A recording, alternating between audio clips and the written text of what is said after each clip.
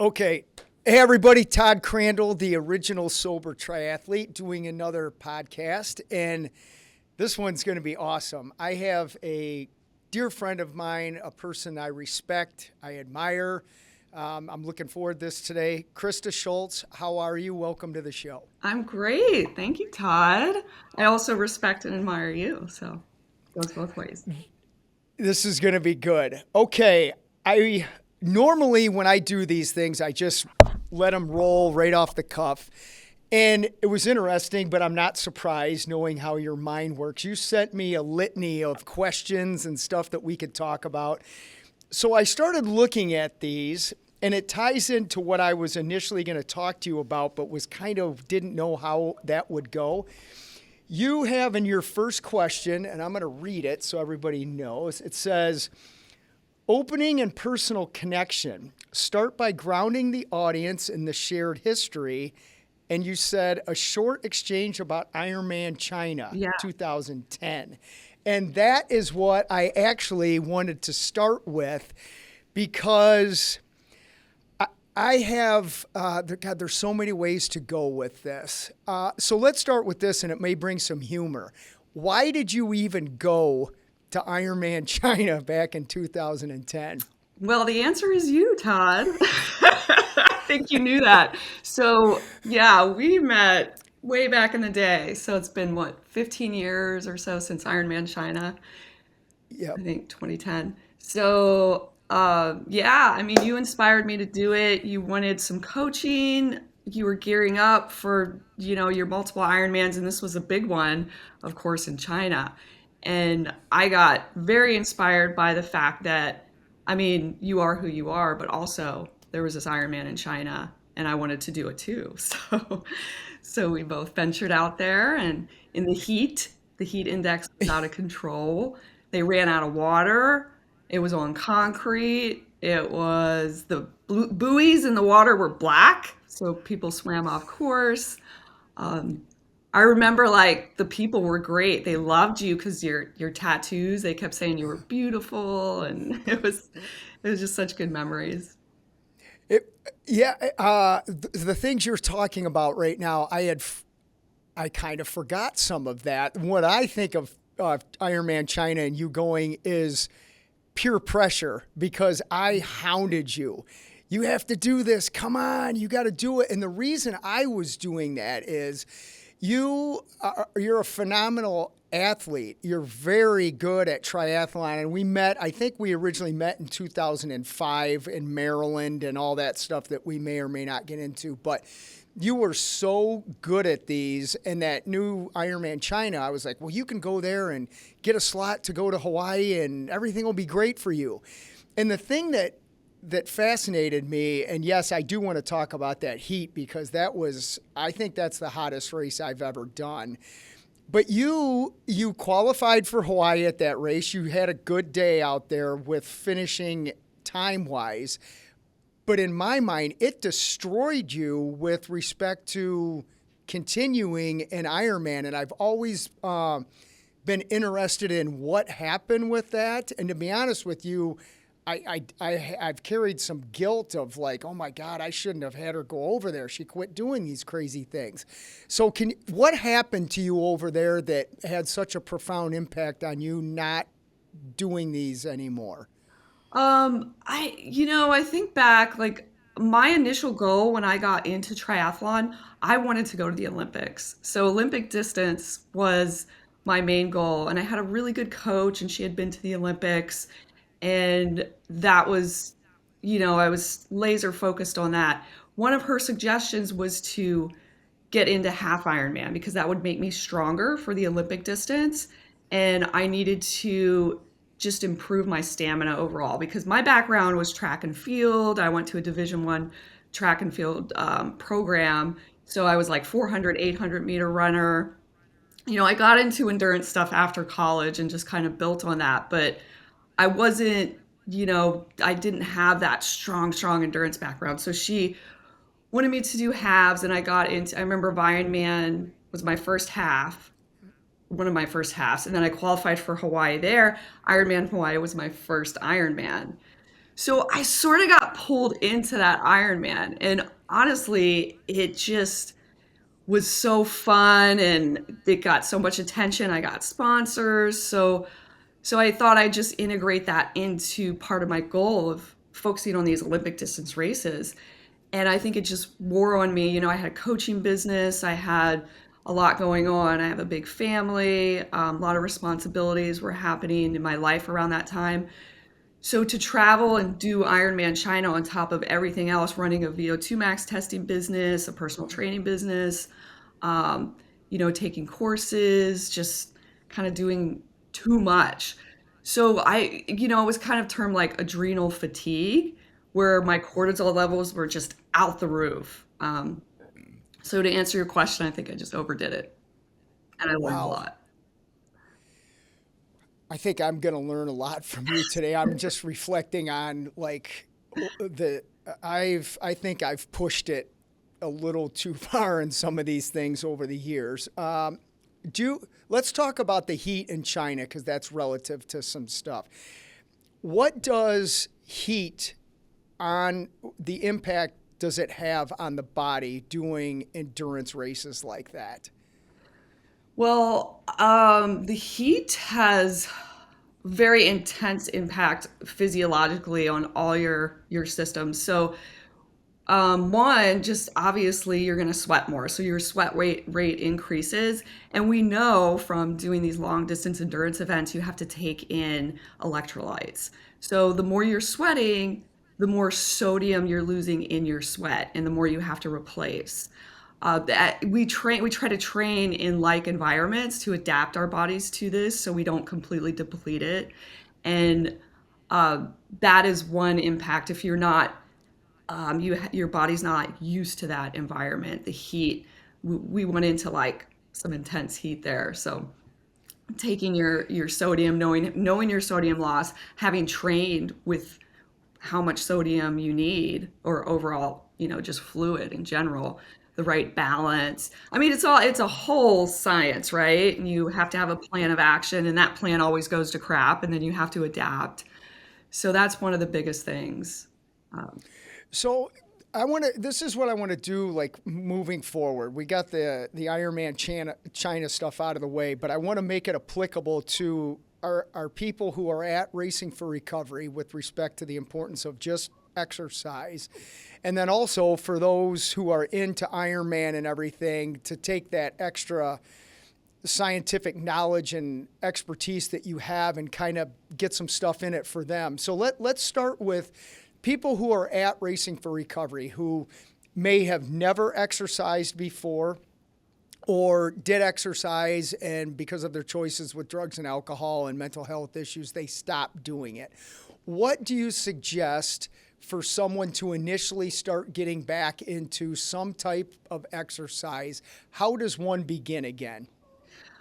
So that's really dependent on the person. If, they just want to get fit, they're out of shape and they want to get fit. A lot of people like the idea of doing an Ironman or even a triathlon Yep. because it is a big accomplishment. People get a lot of respect for it. It's not glorious, as you know. You have to train really hard, blood, sweat, tears. It affects your, social life, your work life, how you feel. You have to put in endless hours. So if somebody comes to me and they just want to get fit, like one of your clients come to you, my biggest suggestion is start with strength training. Strength training is so powerful. And we've had this conversation before. And throughout my endurance career, I've always strength trained. I have four brothers, two sisters. We all grew up as athletes, and it was always instilled in us to have strong bodies.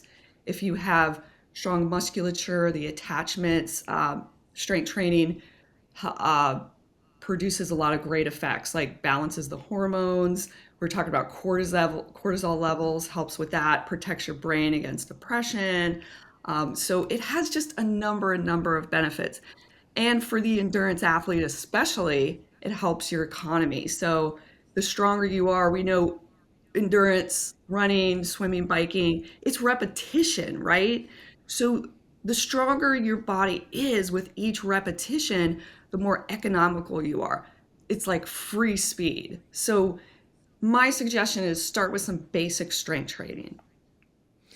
I love that. And I know that was one of your questions. You know what? And I am going to read that because it was relative to what I wanted to talk to you about.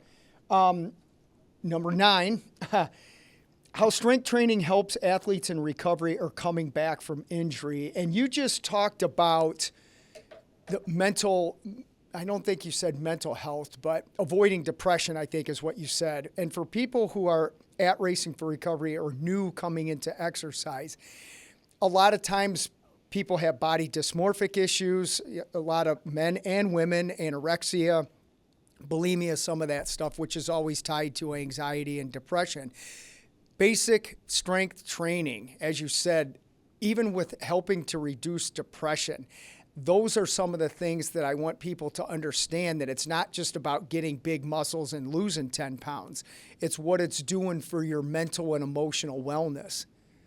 Absolutely, 100%.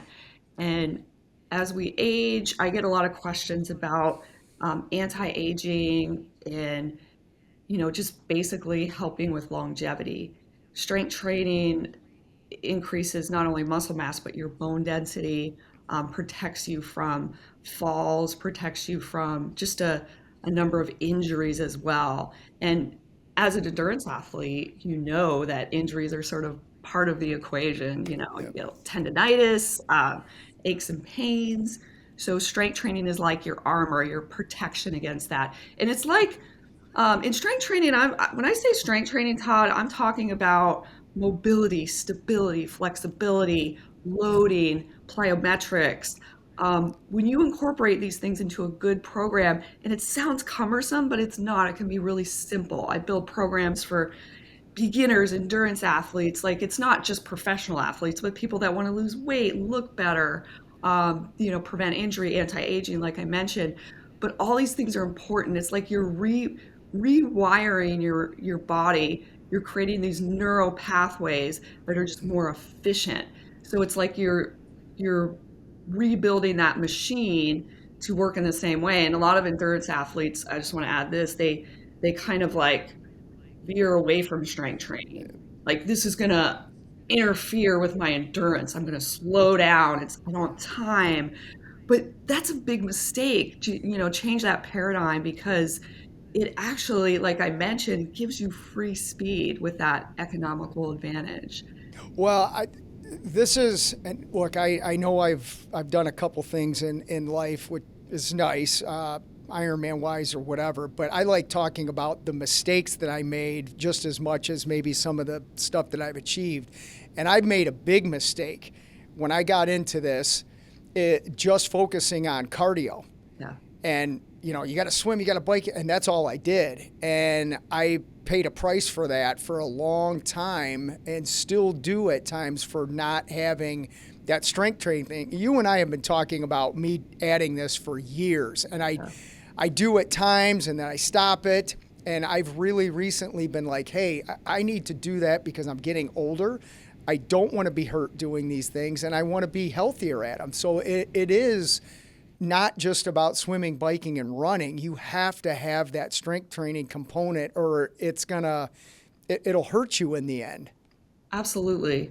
I mean, I deal with knee injuries or pain, back pain, shoulder, neck pain, lack of mobility in the shoulders, lack of mobility in the Yeah. hips. And that all translates to, when you have those things, either just like you're miserable, or you're just always pushing through pain. And it doesn't have to be like that. So, it's really important to have a good program and follow that program and, build on it. There's I hope there's a lot of people that are into Ironman that I hope they watch and listen to you, because you think of how many times people are going, oh, my knee hurts, or they have some big giant knee brace on that they're doing an Ironman with, or neck trouble, and everything you just said right there. It's like so many people are battling these things, and hearing you correctly, it's unnecessary for them to really do that if they put the work into adding that strength component. Absolutely. You had asked me at the beginning about like, Ironman China and not doing Ironmans after that. And one of the things I can say, and people have asked me, how did you do all this volume and not get, any injuries? Knock on wood, because I kind of still do some things, but I did get that adrenal fatigue and have to deal with that. But I was really happy, I didn't have some of those like common injuries. And I attribute that to strength training consistently.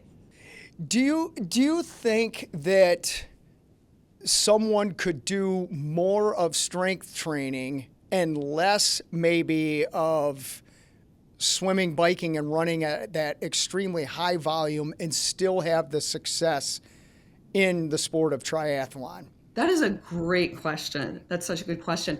And I live in two different worlds. I live now the endurance world and the strength world. And I've kind of always overlapped with that because both are so important.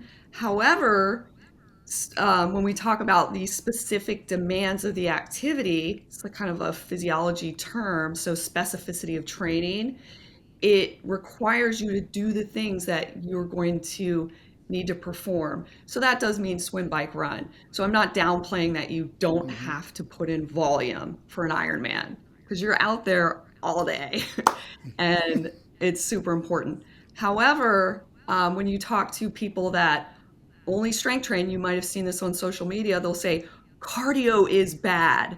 Now, how funny is that coming from our perspective? And when we get into the endurance world, we're like, strength training's bad. So you get these opposite ends of the spectrum. And Yeah, go ahead. Sorry. oh, that's okay. Yeah, I was just going to say there's a balance somewhere. And that Yeah. balance doesn't mean 50-50. It really depends on my athletes. Like, what distance are you racing? Well, first of all, are you injured? Let me do some assessments and see where your mobility and stability is. You, as an endurance athlete, are on one leg more than you think when you're pushing. Use one leg. So I do a lot of isolateral exercises where you have to be on one leg and strengthen that. So it evens out the strength on both sides of your body. You don't develop, compensatory movement, which causes injury essentially. We're looking for body symmetry. Just listening to you, I feel like I'm back in high school again, where I'm like, oh my God, I didn't know that. I didn't know that. I didn't know that. It just talking to you is just like it's refreshing because you're so full of knowledge in this whole field. Let's talk about this. I want to know because I don't know this myself. How did you get into this? You mentioned coming from a family where everybody did stuff, but you took this to make it your life's work. You're extremely knowledgeable again in this. Where did all of this develop for you as a kid that made you who you are today?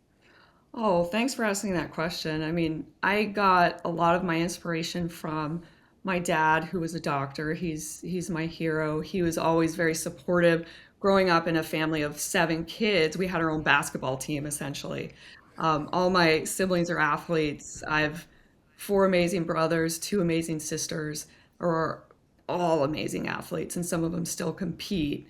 It's amazing. So I'm always inspired by my family, and it was a funny story really quickly. I got into I was a runner. I had met somebody at a running store, and he's like, "Oh, you're a pretty good runner." And he started, coaching me, became my mentor, got me into my first 10K race, which blew my mind, and then introduced me to a coach at University of New Orleans. So that's where I ran Division 1 track. And from there, after college, I didn't know where to go with sports. I ran open for a little bit. You can still compete, not attached to a school, but I was a little bit lost, and I started coaching these girls who are runners, and they were like, "Krista, we want to do a triathlon. Can you coach us?" I'm like, "Of course." I really needed the money, and I'm like, "Yeah, I can coach you in a triathlon." So they said, "You know what? This is the only thing. We know you haven't done one. We just want you to do a triathlon first." So I kind of freaked out. I was like, okay, I got to do a triathlon. I found one in New Orleans. It was like the Beta Springs, whatever, sprint tri. And one of my brother's friends was a good swimmer. He's like, I'm going to teach you technique and sets. And I had some, swimming background, but I never competed on a swim team. and he helped me in the water. One of the maintenance guys, Scott, he still messages me to this day, let me borrow his bike. The shifters were on the frame, and he's like, that bike gave you so much success. And then I was already a runner. So I just put it all together, did my first triathlon. I loved it. I had great success. And from there, I trained the girls that wanted me to do the race, and I just kept competing. So, I do want to ask you about this too, and then I'm gonna ask this first. With who you're coaching now, do you see more people getting into triathlon, or is it shifting where they're picking one sport? Maybe it's just running and doing that. And then another question, and specifically with running, how many people do you now see getting into the extreme distances of running? Like, where is all of this going that you see with people you're working with? so I get now, I don't, I get a lot of triathletes just by default because I was a triathlete. I've always coached triathletes. I see a lot of people start with running. They get into run races, and then I call it the gateway drug. It's sort of like, okay, I see people that run, that do these long events, that, are ultra runners. So they either go that direction, or maybe they want to just get into triathlon because, it's such a good balance, or they admire somebody that's done a triathlon, and that's kind of like the ultimate thing. There's a lot of respect, like I said, in the sport because it's very challenging and you have to balance all that stuff. So I kind of just see it go either way there with my endurance athletes. Lot of interest still in the sport of triathlon. I mean, I feel like it's just, Ironman has such a strong presence that people just gravitate to. I want to do an Ironman. I want to get a tattoo. I want to complete that distance. So beyond that, there's tons of different things. There's obstacle course racing, there's all kind of stuff. So people do that as a supplement, usually to either their longer distance run races, like if they go ultras or marathons or, multiple events like that, or, into the triathlon world to Ironman. What, with respect to Ironman, what did you think when Ironman split Kona and it was just the women's and the guys thing? How do you think that, we'll use the word experiment, how do you think that experiment turned out? I mean, I think it took, like, this is just my own personal opinion. It took a little bit away from sort of that male female like camaraderie, just being together in one place and competing together and supporting each other and inspiring each other and working with each other. I like the way it is. I mean, I'm sort of a purist in that way too, because, we started in the sport early on. I think the sport's so young. It's like 78, 1978. So I gravitate toward wanting that like combination of male female racing together. Has it had success? Yeah, I mean, it's been successful. Like, it just I think it's always going to like succeed no matter what. But that's sort of what I want, that togetherness and inspiration. I'm glad Sexes. I'm glad they're moving it back to that this year. As you know, it Yeah. returns to where it's male and female. And I think the best thing that happened with that whole, what they were trying to do, is it included women.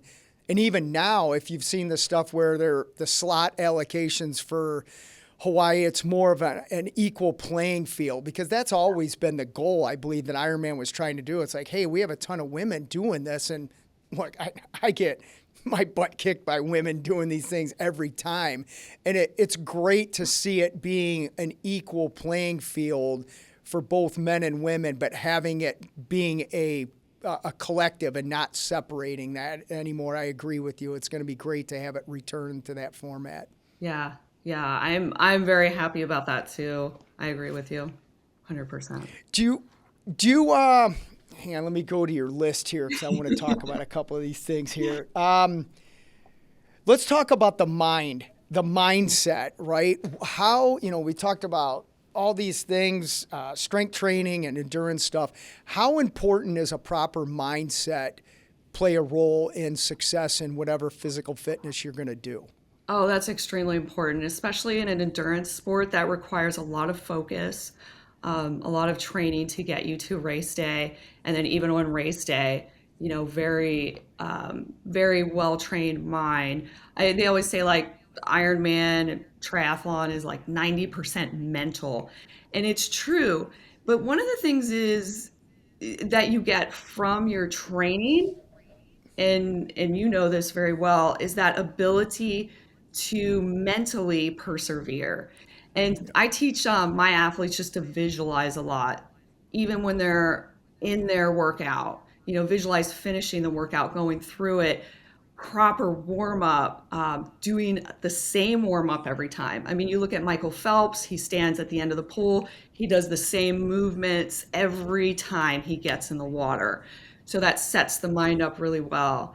But the mind, the brain, the mind, your perspective, your outlook, that's everything when you're out there, because we can be negative people. So our brains will tell us, you're not feeling good. You need to slow down. They say we fail mentally before we fail physically. So you can push yourself more than you think. Also, you want to be prepared mentally for that long day. I mean, it's not easy. Well, when you're talking about cortisol, and I'm obviously, as we're having this discussion, I'm again thinking about all the mistakes that I have made over the years of doing these things, and adding the mindset. I have a mindset that it's very powerful, but that also can be used in a negative way, because and I know there's people like me out there, and hopefully they're listening to this. You can have a positive mindset and use it negatively. For example, if you're injured and just toughing it out, as people will say, and then you get injured more.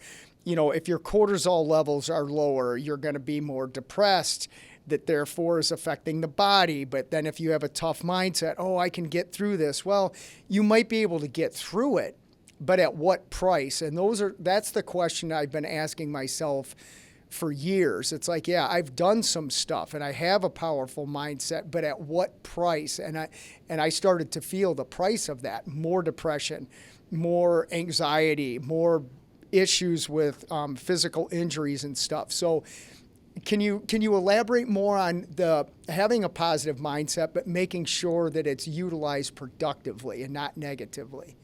Absolutely. And you bring up a good point. And Todd, I will tell you, my experience after Ironman China and working with tons of athletes, um, burnout, overtraining, high cortisol, adrenal fatigue, whatever we want to call it, is extremely common.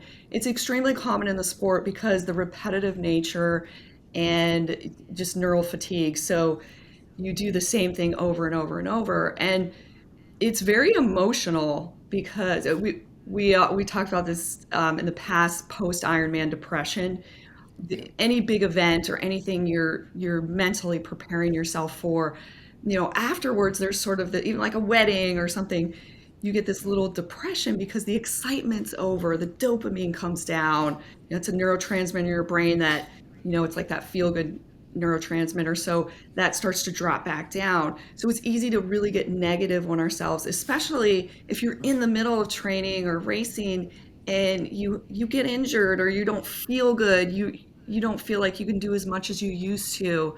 So those are all things that really like negatively impact us, and we can tell ourselves stories like we're not good enough, we're getting old. I hear that a lot, and I even hear that from my 20-year-old. So it's not just aging, or it's not just like you're injured. Like there's some things maybe we need to balance, like with the strength training or nutrition or rest. That's just as important. You get stronger when you rest. Exercise is just damage. It's damage to your body, but damage progressively, you repair, your body adapts, and that's why the human body is so resilient.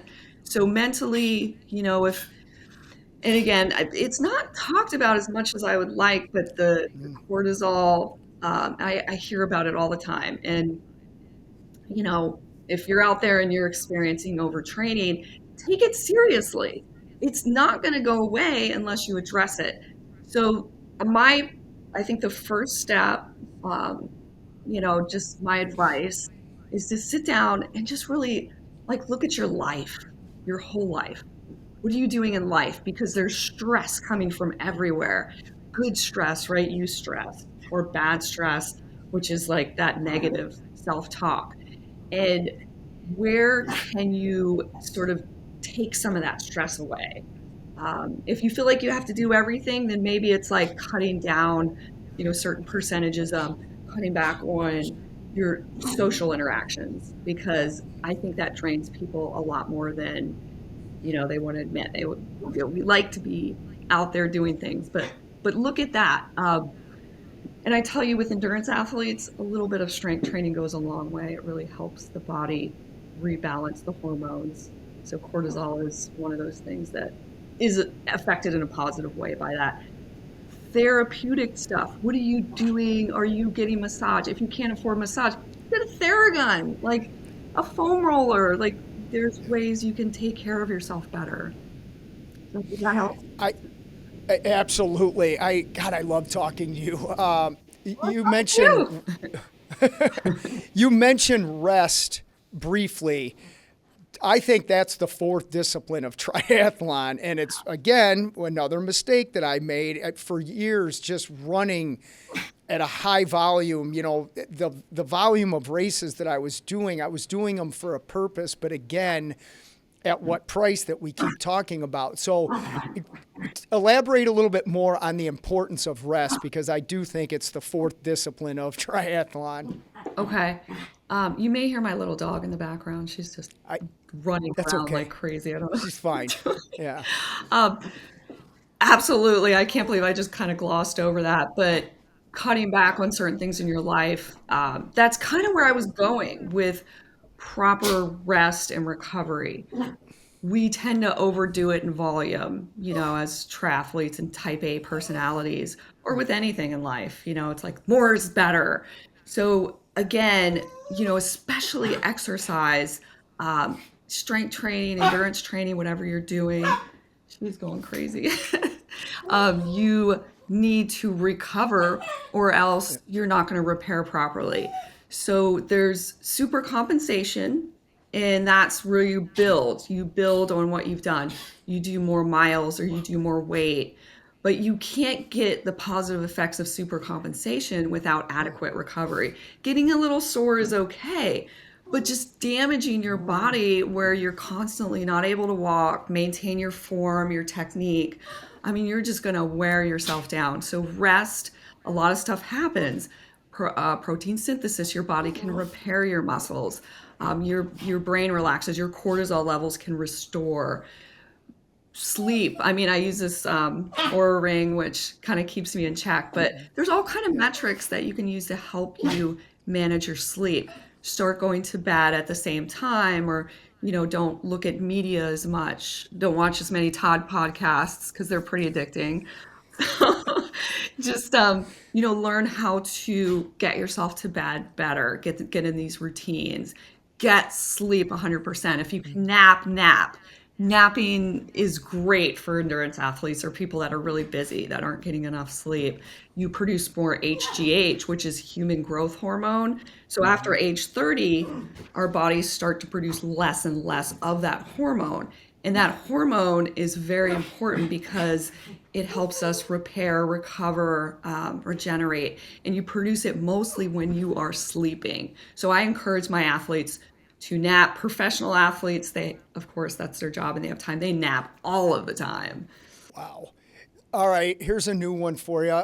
Let's talk about hot and cold. I have a sauna. I use it often.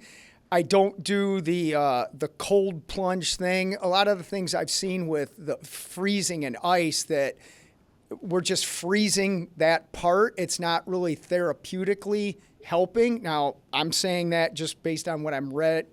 I'm not saying I'm an expert in that. I'm asking the expert. Can you talk a little bit about heat therapy and cold therapy and the benefits of both? Yeah, so heat and cold therapy have been around forever. I think a lot of times we like to take things and they become a little trendy, or they just like, we like to just um, intensify them and say, or say, this is it, right? This is the thing you have to do. Hot and cold therapy is a great therapeutic modality, especially if you have like inflammation in your body.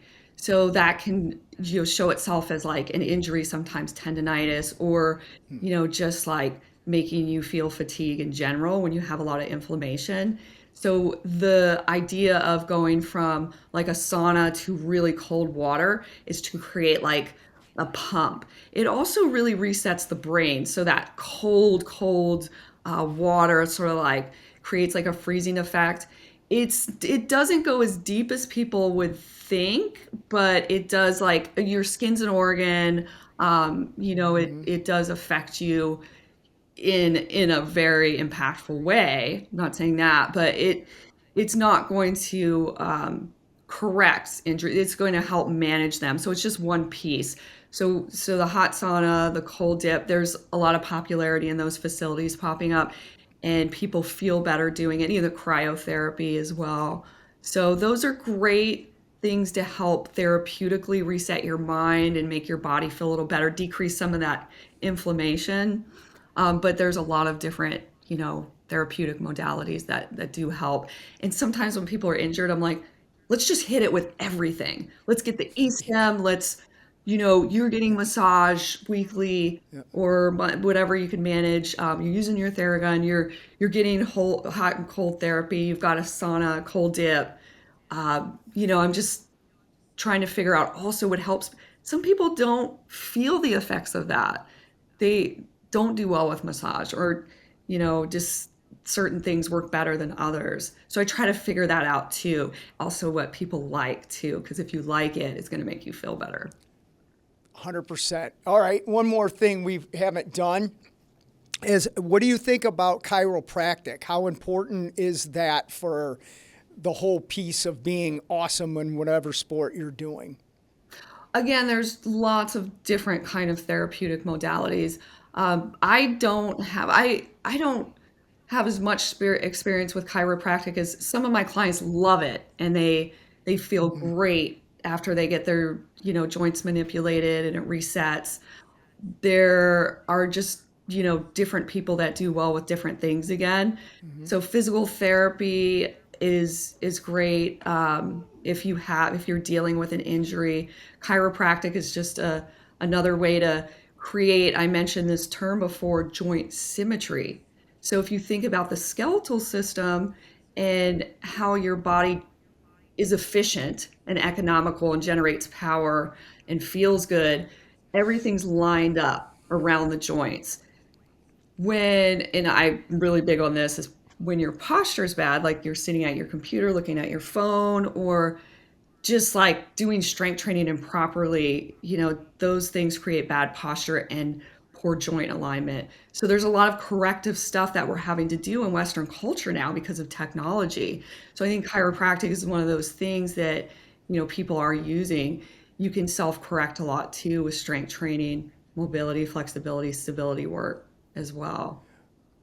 Wow. I could do this with you all day, but I'm No, I respectful could of too. I your love it. time. I love It's great.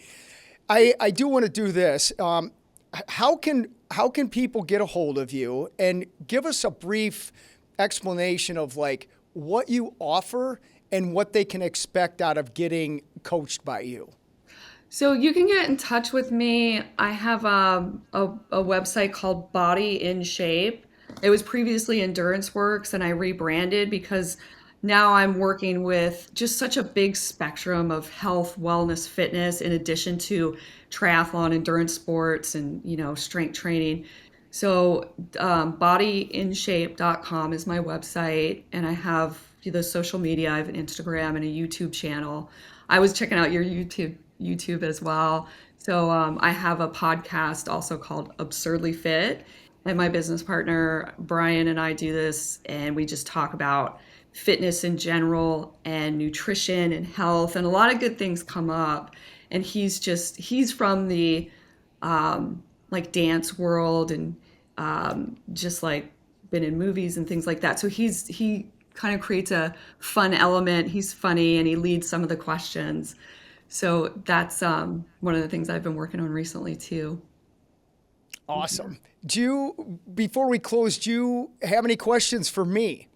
Yeah, what are you up to? Well, and talking to, I'm like, I gotta utilize her services. I think I've signed up for 7 half Ironmans this year so far. Well, if I'm going to say it right now, I'm going to put it out there. I think I'd like to do Kona again this year. When I did it for my 100th, I was like, that's it. I don't need to do it again. But now that they've gone back to that original format, I want to experience that vibe again. I love that. So, and I'm also Amazing. I'm signed up to do my first 100-mile run. God, talking about this right now, I'm really putting it out there. I wasn't sure I wanted to do that, but in trying to do these, well, I'm not going to try to do them. I'm going to do them. But signing up for these bigger things, it's made me really say, okay, you have to be willing to do something different to get what you want. And that's part of the Racing for Recovery message.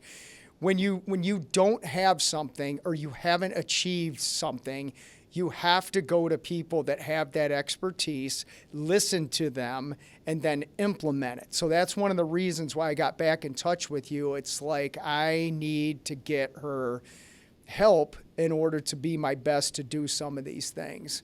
And so you'll be hearing from me privately on some of that stuff. That's awesome. Yeah, and I love working with you. I mean, going back to Ironman China, just like you're a hard worker. I mean, you're very focused and you've created a great business and I have a lot of respect for you.